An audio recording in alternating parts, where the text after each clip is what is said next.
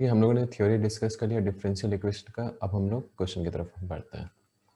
तो first question है, find the degree and order and degree of the differential equation.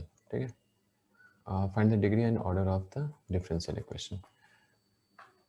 तो देखिए यहाँ पे तीन डिफरेंशियल इक्वेशन दिए। जैसे पहला जो है वो है dy by dx equal to tan x। तो इसका जो ऑर्डर होगा, हाईएस्ट डेरिवेटिव क्या है, dy by dx first derivative है तो 1 हो जाएगा। इसके ऊपर डिग्री क्या है, कितना एक्सपोनेंट है, वो भी 1 है। ठीक है, तो डिग्री भी 1 हो जाएगा। सेकेंड इक्वेशन में जाते हैं। हाईएस्ट ऑर्डर क्या है, देखिए dy by dx ही है हाईएस्ट डेरिवेटिव, तो वो 1 हो जाएगा। लेकिन इस पे जो एक्सपोनेंट है डिग्री, वो है 2 का। ठीक है, अब देखिए यहाँ पे आता है, हाईएस्ट ऑर्डर है वो है, सेकेंड डेरिवेटिव है 2। लेकिन ये पॉलिनोमियल फंक्शन है, यहाँ कॉस के अंदर dy by dx है, जिसे हम लोग अलग नहीं कर सकते हैं। तो यही कारण है कि डिग्री यहाँ पे नॉट डिफाइंड है। ठीक है, तो इस तरह से अगर आप पॉलिनोमियल इक्वेशन में डिफाइन कर सकते हैं तभी डिग्री डिफाइन होगा, नहीं तो ऑर्डर तो हाईएस्ट डेरिवेटिव आप सीधा लिख दीजिए। अब आते हैं क्वेश्चन को सॉल्व कैसे करना है। देखिए फॉर्मेशन मैंने कुछ एग्जांपल दे दिया था वहीं पे, तो उतना ज़रूरत नहीं है, वो आप कर सकते हैं और डिग्री ऑर्डर भी बता सकते हैं। जो मेन इंपॉर्टेंट पार्ट है हमारा डिफरेंशियल इक्वेशन में, how to solve differential equation. तो पहले स्टार्ट है, ये वेरिएबल सेपरेबल से है। देखिए e to the power x tan y dx equal to, यहाँ पे क्या आ जाएगा, -1 minus e to the power x sec square y dy। ठीक है, और अब इसे थोड़ा सा सिंप्लीफाई करते हैं रीअरेंज करके। तो tan y को हम लोग लिख सकते हैं sin y by cos y, और सेक स्क्वायर y यहाँ आ जाएगा। ठीक है, और dx इस साइड है, तो e to the power x dx, और यहाँ पे आ जाएगा e to the power x -1, और यहाँ पे आ जाएगा sec square y by tan y dy। ठीक है, ये हमारा आ गया। अब e to the power x है, दोनों तरफ हम लोग इंटीग्रेट करेंगे, और इंटीग्रेट करेंगे थोड़ा रीअरेंज में पहले ही कर दे रहा। देखिए -1 + 1 कर देते हैं, इसे अलग कर देंगे और इसे अलग स्प्लिट में dx। और या तो फिर अगर नहीं है तो देखिए नीचे का डिफ्रेंसिएशन आप स्प्लिट भी नहीं, जरूरत नहीं है स्प्लिट। नीचे अगर इसका डिफ्रेंसिएशन देखें तो वो e to the power x dx ही देगा। तो ये f dash x by fx है, तो इसे सीधा अगर हम लोग इंटीग्रेट करेंगे तो दोनों के दोनों f dash x by fx है, और ln f dash x by fx का इंटीग्रेशन क्या होता है, ln fx। तो यही हम लोग लिख देंगे, यहाँ ln आ जाएगा e to the power x -1, और यहाँ आ जाएगा ln tan y plus c। तो tan y equal to k times e to the power x -1। ln हट गया, c मल्टीप्लिकेशन में चला जाएगा, तो और उसे कांस्टेंट को हम लोग मल्टीप्लाई कर सकते हैं। जब भी ln का टोटल टर्म हो तो कांस्टेंट मल्टीप्लाई हो जाएगा। जैसे ये c ex की तरफ गया, 1/c दे देगा ln के फॉर्म में k, और c को भी आप ln ले रहे हैं, ln के टर्म में ले रहे हैं, constant ln of k something, यहाँ पे -l, और तो y लिख सकते हैं tan इनवर्स ऑफ दिस। तो ये हमारा आंसर हो गया। जिस भी फॉर्म में आंसर आपका दिया हो आप सेलेक्ट कर सकते हैं वहाँ पे, और भी सिंप्लीफिकेशन या इस ln के टर्म्स में रखा हो तो आप ऐसे सेलेक्ट करिए। तो वेरिएबल सेपरेबल में हम लोगों ने क्या देखा, dx, सारी x के टर्म्स को dx की तरफ लाना और सारे y टर्म्स को dy की तरफ लाना है। ओके, कोई एग्जांपल देखते हैं। देखिए ये स्टार्टिंग में तो नहीं दिख रहा है कि x y साथ में है, तो इसे क्या करेंगे, सबसे पहले फैक्टराइज करेंगे। तो यहाँ 1 - x आ रहा है, यहाँ y कॉमन लेंगे तो यहाँ भी 1 - x आएगा। अब क्या है, देखिए यहाँ पे 1 + y इंटू 1 - x, कुछ इस तरह से हमें मिलेगा। रीअरेंज करते हैं, y को dy की तरफ और x को dx की तरफ, इंटीग्रेटिंग बोथ साइड। तो इंटीग्रेट करेंगे दोनों तरफ, हमें क्या मिलेगा, 1/1 + y है, तो ये ln 1 + y हो जाएगा, और ये x - x² 2 + c। तो ये हमारा आंसर हो गया। तो पहले फैक्टराइज किए और फिर सेपरेट कर दिए। ओके, ये सभी जनरल सॉल्यूशन है प्लस सी के साथ। जो नेक्स्ट क्वेश्चन देखिए यहाँ पे, हाँ हम लोग देख रहे हैं इक्वेशन, एप्लीकेशन इसी का देख रहे हैं और देख रहे हैं कि कैसे ये अप्लाई होगा। ओके, तो एक इक्वेशन है, जैसे वो पॉइंट यहाँ पर्टिकुलर सॉल्यूशन हमें मिलेगा, तो ये इक्वेशन पास कर रहा है -2, 3 से, ठीक है। और slope as a function defined है इसका ऑलरेडी। स्लोप क्या होता है, dy/dx होता है, और वो किसके बराबर दिया हुआ है, ठीक है ना। स्लोप है टेंजेंट, मान लीजिए नॉर्मल का दिया तो आपको -1/m करना होगा, यही m है, और नॉर्मल का स्लोप दिया तो -1/m कर दीजिए। तो टेंजेंट नॉर्मल दोनों का हमें स्लोप पता है, ये आ गया dy/dx। और अब हम लोग इसे इंटीग्रेट करेंगे तो हमें फंक्शन तो मिल जाएगा, लेकिन वो जनरल सॉल्यूशन होगा, वो फैमिली ऑफ कर्व होगा, इसमें एक पर्टिकुलर कर्व होगा जो सिर्फ और सिर्फ -2, 3 से पास करता है। तो dy/y², इसे रीअरेंज करते हैं, और 2x dx, हमें क्या मिलेगा, y³/3 = x² + c। This curve passes through -2, 3, तो हम लोग सेटिस्फाई करेंगे 3³/3 = -2² + c। क्या मिला, 9 - 4, c = 5। ठीक है, तो हमारा जो सॉल्यूशन है, जो सॉल्यूशन आएगा इसका वो हो जाएगा, c को इनपुट करिए यहाँ पे, और ये दे देगा हमें y³/3 = x² + 5, और y³ = 3x² + 15। ये हमारा सॉल्यूशन हो गया। ओके, नेक्स्ट क्वेश्चन देखिए, प्रैक्टिकल क्वेश्चन है काफ़ी। बैंक है, principal increases at the rate of 5%, in how many years will it be 1000 rupees. तो मान लीजिए कि डीपी ये है ना रेट, dp/dt, और ये बढ़ रहा है, देखिए जो भी आर है, आर का वैल्यू है 0.05, वो तो 100 में है, तो आपको रेशियो में निकालना है, और कितनी टाइम से मल्टीप्लाई होगा, देखिए 1 + r, क्योंकि प्रिंसिपल अमाउंट में हमारा इंटरेस्ट जुटेगा, तो ये 1 हमारा प्रिंसिपल बताता है, जैसे 1 रुपीज़ है, और आर हमारा 1 में कितना चेंज हो रहा है, तो 1.05। पी अमाउंट इन्वेस्टेड है, तो इंटू पी हो जाएगा, ठीक है, ये हमारा रहेगा। अब हमें क्या करना है, 1000 डबल हो जाए, तो पहले तो हम लोग सॉल्व करते हैं इसे, बाई पी आ जाएगा, और यहाँ पे 1.05 dt आ जाएगा, दोनों तरफ इंटीग्रेट करिए, ये आ जाएगा ln p, और ये आ जाएगा 1.05 t + c। ओके, तो इस p को हम लोग क्या लिख सकते हैं, e⁻ 1.05 t + c। देखिए ये हमारा t हमें निकालना है, तो p है और डबल हो जाए अमाउंट, यानी कि देखिए 1000 रुपीज़ है, और यही चीज़ डबल होना है, तो हम लोग इसे सीधा 2p भी लिख सकते हैं, कोई फर्क नहीं पड़ेगा, p 1000 हो चाहे 2000 हो, डबलिंग अमाउंट तो एक ही रहेगा। अगर 1000 जितने समय में डबल हो रहा है, उतना ही 2000 भी उतने ही समय में डबल होगा, तो इसे ट्वाइस ऑफ p कर देते हैं, 1.05 t डैश + c। तो हमें टाइम चाहिए, देखिए पहला 0 होगा, p मान लीजिए t = 0 पे है, तो यही चीज़ है, देखिए 1000 लिख दे रहा हूँ, 1000 कब है, जब t = 0 हो, तो ये हो जाएगा e⁻c आ जाएगा।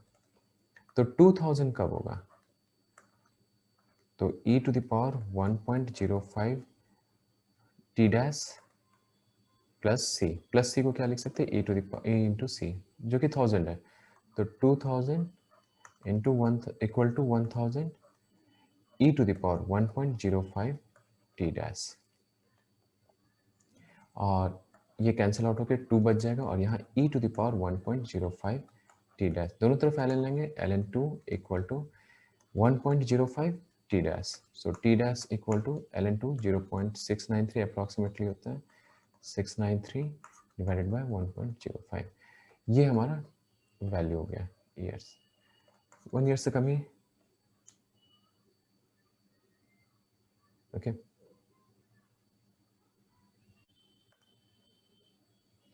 देखिए इस क्वेश्चन में हमारा प्रैक्टिकल क्वेश्चन है, काफ़ी। और बैंक है, प्रिंसिपल अमाउंट दिया हुआ है 1000 रुपीज़ और ये डबल होना है 2000 रुपीज़। और रेट ऑफ चेंज क्या है 5% है, यानी कि DP by DT rate of change of principal amount is 5% है, सो 5/100 और यहाँ पे P आ जाएगा। जितना भी प्रिंसिपल अमाउंट हो उसी के अनुसार से चेंज होगा, ठीक है। 2000 इन्वेस्ट होगा तो डबल चेंज होगा, 1000 है तो उस तरह से चेंज होगा। तो इसे सॉल्व करते हैं, DP बाई P यहाँ पे आ जाएगा और यहाँ 1/20 DT आ जाएगा। दोनों तरफ इंटीग्रेट करेंगे तो ये देगा LNP equal to T/20 plus C।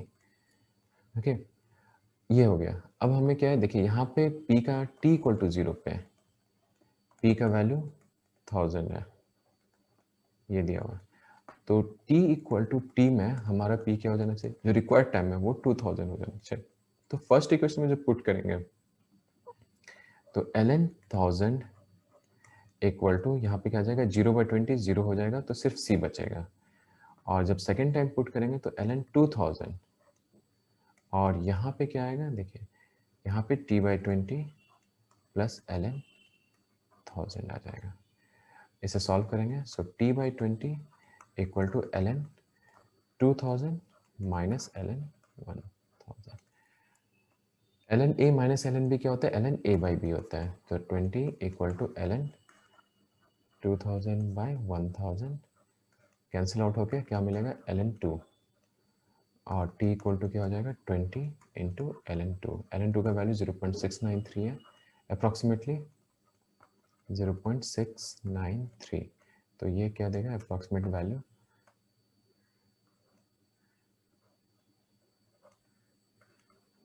Okay 13.86 years. तो ये हमारा आंसर हुआ। काफ़ी प्रैक्टिकल क्वेश्चन है। देखिए रेट ऑफ इंटरेस्ट पता है हमें, प्रिंसिपल वैल्यू पता है, उसका डबल टाइम कब तक वो डबल होगा वो हम लोग देख रहे हैं, ठीक है। नेक्स्ट क्वेश्चन पढ़ते हैं।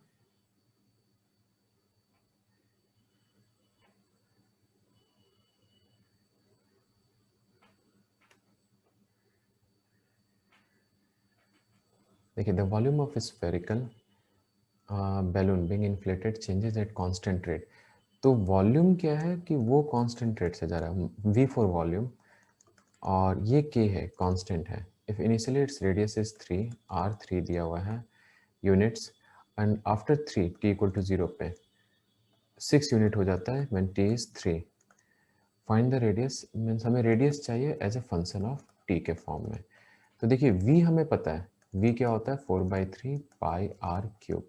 तो dV/dt जो कि K के इक्वल है, तो यहाँ आ जाएगा 4/3 पाई 3r² dr/dt, T के रिस्पेक्ट में कर रहे हैं तो dr/dt, और ये किसके बराबर है, K के बराबर है dV/dt। तो यहाँ से हम लोग चीज़ों को R के रिस्पेक्ट में रिलेट कर सकते हैं, सेम जो इन्फॉर्मेशन दिया हुआ है। 3 कैंसिल आउट हो जाएगा और हमें 4πr² dr/dt equal to K मिल रहा है। इंटीग्रेट करते हैं रीअरेंज करके, 4πr² dr K dt। तो ये देखिए ये ज़ीरो पे था तो रेडियस 3 है, ओके, T इक्वल टू 0 पे, and after 3 second radius is 6 constant rate. तो हमें K का तो वैल्यू पता नहीं है, तो K यहाँ से आ जाएगा। तो सबसे पहले ना हम लोग R के रिस्पेक्ट में ही सॉल्व कर देते हैं, R और T के रिस्पेक्ट में। तो हमें T as a function of R मिल जाएगा, उसके बाद T इक्वल टू 3 और R इक्वल टू 6 इनपुट कर देंगे। तो यहाँ पे हमें क्या मिल रहा है, देखिए 4/3 पाई आर क्यूब, R² का इंटीग्रेशन R³/3 है, और ये 3 to R जाएगा और यहाँ पे K T हो जाएगा। तो हमारा जो इक्वेशन है, देखिए T इक्वल टू 1/K, यहाँ पे 4/3 pi R cube minus R cube है तो R² में आ जाएगा, 3 कैंसिल हो जाएगा और यहाँ पे 36 पाई मिलेगा, ठीक है। 4/3 पाई इंटू 3 क्यूब, तो ये कैंसिल आउट होके 3² 9, 9 इंटू 4 36 पाई। अब हमें K चाहिए, क्योंकि K का वैल्यू K पे तो रख नहीं सकते, तो एक और इन्फॉर्मेशन हमारे पास, when T is 3 R is 6, तो t equal to 3, r equal to 6, तो वो पुट करते हैं यहाँ पे 3 सेकेंड 1/k, यहाँ पे 4/3 पाई 6 क्यूब माइनस 36 पाई, तो 36 इंटू 2 72 आ जाएगा, और 72 इंटू 4 288, ठीक है। और यहाँ पे 36 हम लोग माइनस कर देते हैं, तो सीधा 288 पाई है, 36 माइनस रहेगा, तो यहाँ पे 252 हमारा बचा। तो यहाँ पे 3 इक्वल टू 252 पाई बाई के, सो के इज इक्वल टू क्या आ जाएगा, देखिए सीधा पाई बाई के ही कर देते हैं, पाई बाई के इक्वल टू 3 बाई, क्योंकि पाई कॉमन लेंगे तो 3 बाई हमें क्या मिल रहा है यहाँ पे 3/252, और ये 84 टाइम्स 1/84। तो अब हम लोग फंक्शन निकाल सकते हैं T as a function of R. तो यहाँ आ जाएगा, देखिए पाई को कॉमन ले लीजिए, इस पाई को और इस पाई को कॉमन लीजिए, साथ में 4 भी कॉमन ले सकते हैं हम लोग, तो 4 भी कॉमन लेते हैं, तो 4 पाई बाई के, पाई बाई के हमें पहले से वैल्यू पता है, यहाँ पे क्या बच रहा है r³/3 माइनस 9, ओके। तो 4 इंटू 84 वो क्या दे देगा 1/21, और यहाँ पे क्या बचेगा r³/3 minus 9t in second,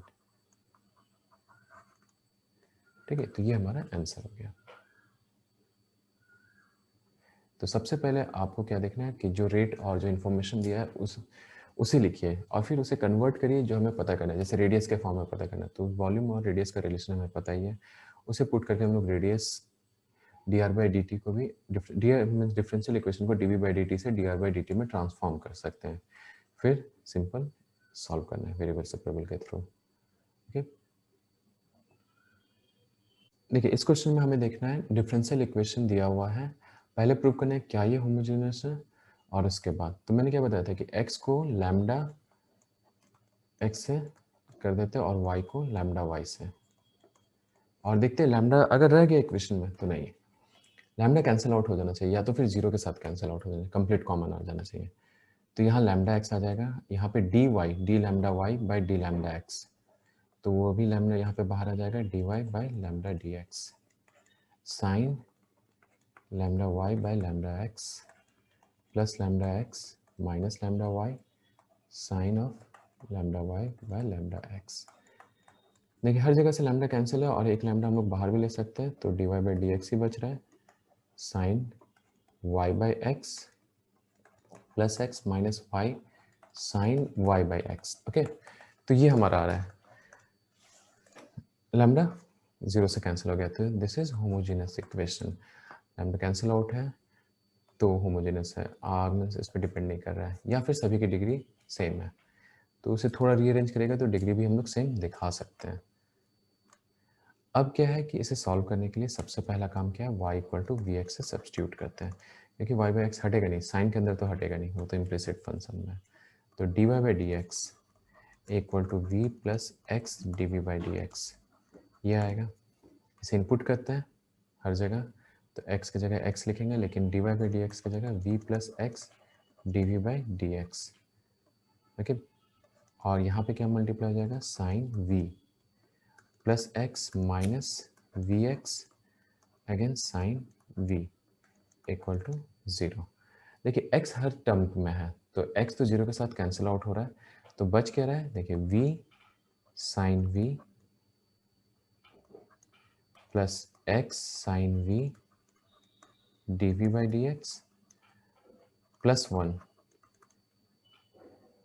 देखिए यहाँ पे ये हट जाएगा, और यहाँ पे v माइनस साइन v आएगा, ये भी x हट जाएगा, ये भी x हट जाएगा, ये भी x हट जाएगा, सभी टर्म्स से, तो ये कैंसिल आउट हो गया, काफ़ी ज़्यादा सिंप्लीफाई हो चुका है अब।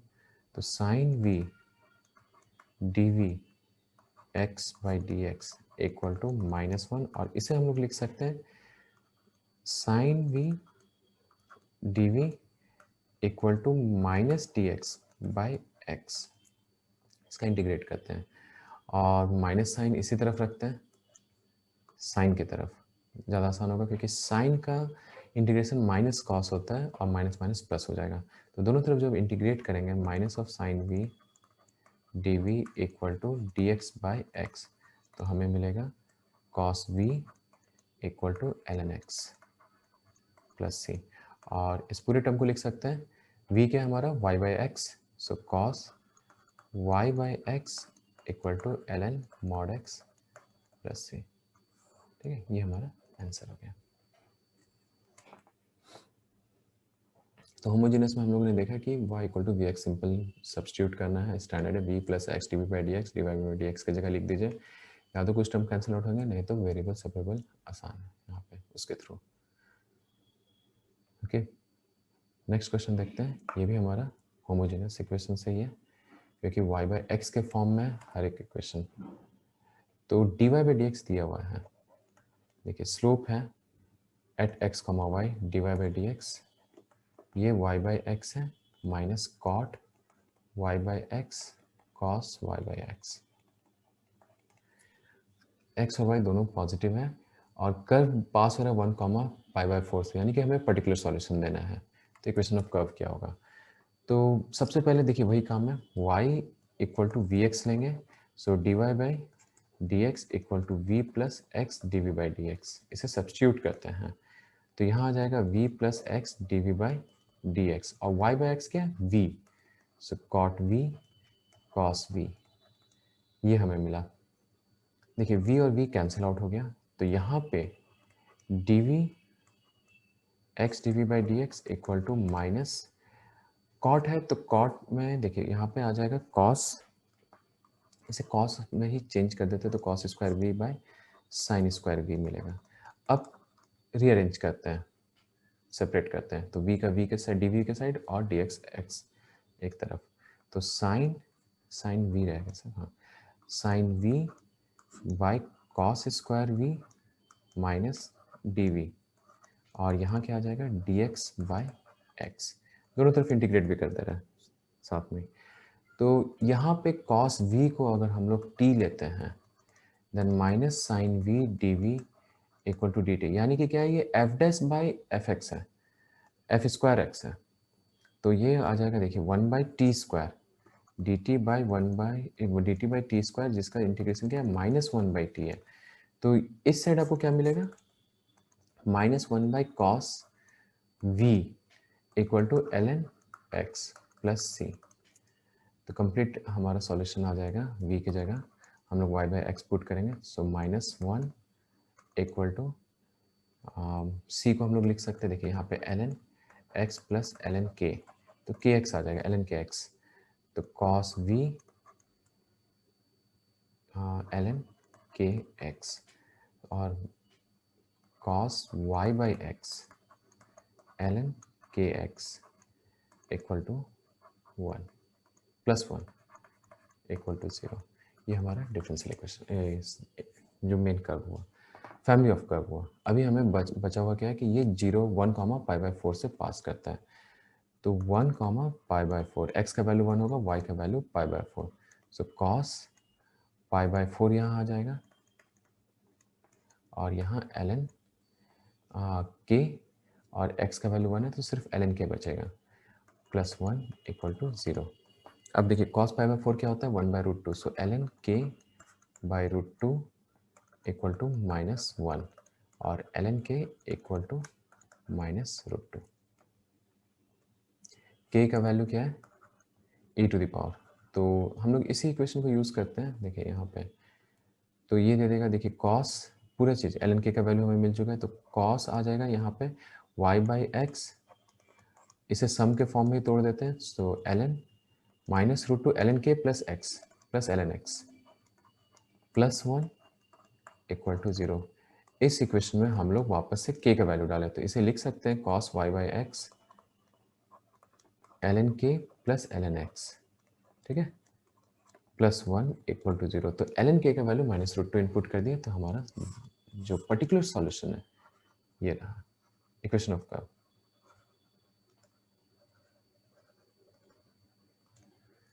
ओके, तो देखिए करना क्या है, सबसे पहले हमें होमोजेनस इक्वेशन दिखना है कि ये होमोजेनस है कि नहीं है, यानी कि सभी टर्म्स के डिग्री सेम होने चाहिए, या तो y बाय एक्स में सब होने चाहिए, या तो x y y square x square इस तरह के फॉर्म में होने चाहिए। फिर हम लोग v y equal to v x substitute करेंगे और वहाँ से देखते हैं कि आसानी से सेपरेट हो जाएगा। एक बार सेपरेट हो गया, इंटीग्रेट करना है, इंटीग्रेट करने के बाद अगर वैल्यू दिया हुआ इनिशियल वैल्यू आप उसे पुट करिए, कांस्टेंट इंटीग्रल कांस्टेंट का वैल्यू हम लोग सॉल्व निकाल सकते हैं वहाँ से और फिर हमें पर्टिकुलर सॉल्यूशन मिल जाएगा। तो यही रूल है। नेक्स्ट क्वेश्चन बढ़ते हैं। देखिए इस इक्वेशन में अगर हम लोग लिखेंगे तो ये क्या है, x minus y cube d y by d x plus y equal to 0 है। ओके, तो इसे थोड़ा सा चेंज करते हैं, तो d y by d x equal to minus y by x minus y cube, कुछ इस तरह से आ जाएगा। y को इस तरफ ले गए और इससे डिवाइड कर दिए। अब इसे dx बाई डी वाई लिखते हैं, x minus y cube by minus y, और न्यूमरेटर को सेपरेट कर देते हैं, so minus x by y plus y square, और यहाँ आ जाएगा dx by d y plus x by y equal to y square. तो देखिए ये भी डिफरेंशियल इक्वेशन है। ऐसा नहीं है कि डिफरेंशियल इक्वेशन हमेशा d y by d x के फॉर्म में होना चाहिए, कई बार आपको d x by d y भी हेल्प कर सकता है। और इस चीज़ को लीनियर इक्वेशन जो हम लोग पढ़ेंगे, आप पढ़े हैं e to the power p d x integrating factor से, और मैंने एग्जैक्ट सिमिलर क्वेश्चन आपको थ्योरी क्लब में भी बताया था इसी तरह से, लेकिन वो d y by d x के फॉर्म में था। इस बार मैंने आपको d x by d y के फॉर्म में चेंज करके दिया, तो वहाँ से चेंज के कारण ये क्या हो जाएगा कि थोड़ा आसान है सॉल्व करना, और d y by d x के फॉर्म में रखिएगा तो मुश्किल हो जाएगा सॉल्व करना उस वक्त। अब ये काफ़ी अच्छा लीनियर डिफरेंशियल इक्वेशन है, और लीनियर डिफरेंशियल इक्वेशन सॉल्व करना काफ़ी आसान है, क्योंकि इंटीग्रेटिंग फैक्टर क्या होगा इसका, e to the power p d x, और p क्या है देखिए यहाँ पे p ऑफ y, तो पी डी एक्स तो नहीं होगा, पी डी वाई हो जाएगा, तो ये है 1 बाई वाई, और q ऑफ y क्या है, वाई स्क्वायर, तो e to the power p d x 1 by p d y means l n y, e to the power l n y, जो कि y दे देगा। तो हमें क्या लिखना है, x into integrating factor equal to integration y square into integrating factor d y. इसे solve करते हैं और ये आ जाएगा x y equal to y square into y d y, y cube है वाई 3/3 प्लस सी, तो हमारा आंसर क्या हो जाएगा, x y equal to y cube by 3 plus c. Okay, तो सिंपल डिफरेंशियल इक्वेशन है, लेकिन dx हमारा x इस bar with respect to y solve किया, और ये चीज़ आपको लीनियर डिफरेंशियल इक्वेशन में देखने को मिलेगा। जिस तरह से भी रीअरेंज करिए आसान होना चाहिए बस।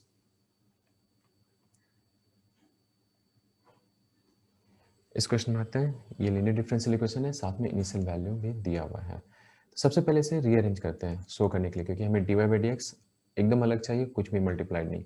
सो d y by d x plus 2x by 1 plus x square, ये हमारा पी ऑफ एक्स हो गया, y कोई वैल्यू नहीं है y के साथ, सही है, 4x square, Q of x भी सेपरेट है, divided by 1 plus x square. अब हमारा देखिए p ऑफ x, ये लीनियर डिफरेंशियल इक्वेशन है, p ऑफ x क्या है, 2x by 1 plus x square है, तो इंटीग्रेटिंग फैक्टर वो क्या हो जाएगा, e to the power 2x by 1 plus x square dx।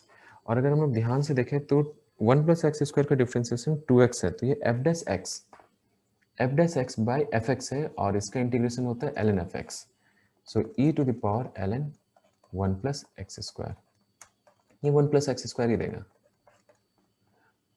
ठीक है, क्योंकि ln और ही कैंसिल आउट हो जाएगा। और अधिकतर केस ऐसे ही रहता है कि आपको ln e to the power ln terms मिल जाए, या तो फिर e रहेगा तो फिर q ऑफ x ऐसा रहे कि मल्टीप्लाई होकर इंटीग्रेटिंग फैक्टर के साथ आसानी से सॉल्वेबल हो।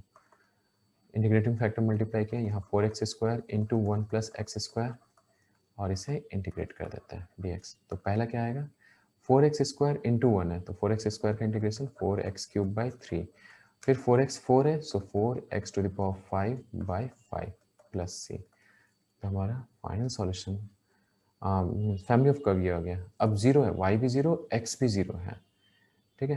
तो दोनों पुट करते हैं तो यहाँ पे जीरो आ गया, इस साइड भी जीरो प्लस सी, तो सी का वैल्यू जीरो मिल रहा है। तो हमारा सॉल्यूशन क्या हो गया, particular solution 4x³ by 3 plus 4x5 by 5, ये हमारा सॉल्यूशन है।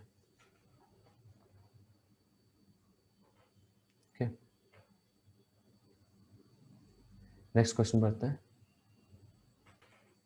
देखिए यहाँ पे डिवाइड इस फॉर्म में दिया हुआ है, तो ये पहले से हमें पता है कि लीनियर डिफरेंशियल इक्वेशन के फॉर्म में डिवाइड एक्स अलग है, वाई अलग है। तो इंटीग्रेटिंग फैक्टर क्या होगा, देखिए integrating factor e to the power pdx, ये हमारा p ऑफ x है और ये हमारा q ऑफ x है।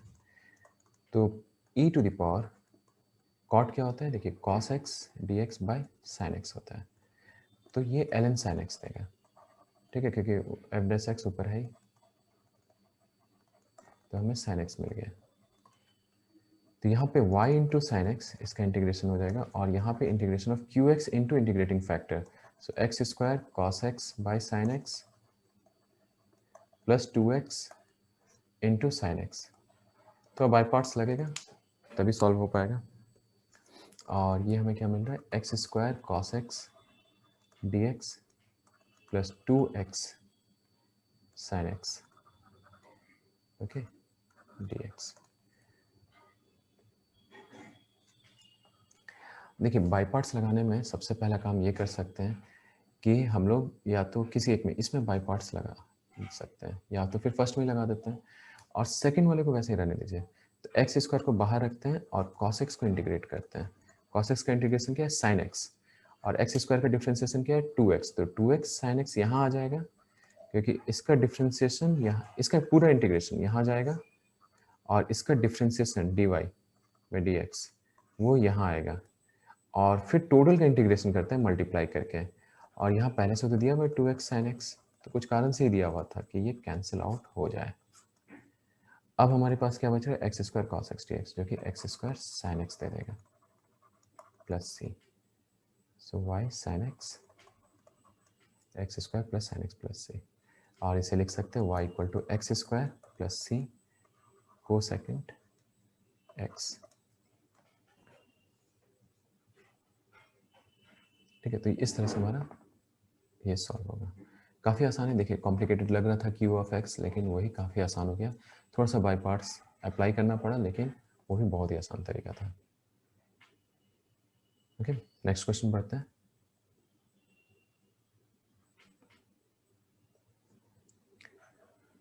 पर्टिकुलर सॉल्यूशन है पासेस थ्रू ऑरिजिन, इसका मतलब है x इक्वल टू 0 और y इक्वल टू 0 से पास कर रहा है। तो सबसे पहले इसे सॉल्व करते हैं, और ये देखिए क्या आ रहा है, dy by d x equal to 2 by e to the power y x plus 1 minus 1 है बाई x प्लस 1, कुछ इस तरह का आ रहा है। ओके, अब ये लीनियर डिफरेंशियल इक्वेशन तो दिख नहीं रहा है, वेरिएबल सेपरेबल भी नहीं है, तो इसे क्या करना होगा, सबसे पहले हमें देखना है क्या ये e to the power y सही से आ रहा है कि नहीं। तो सबसे पहले देखिए इसे मल्टीप्लाई करते हैं, यहाँ 2 बाई एक्स प्लस 1 आ जाएगा, यहाँ e to the power y x plus 1 रहेगा, एक तरफ लिखिए,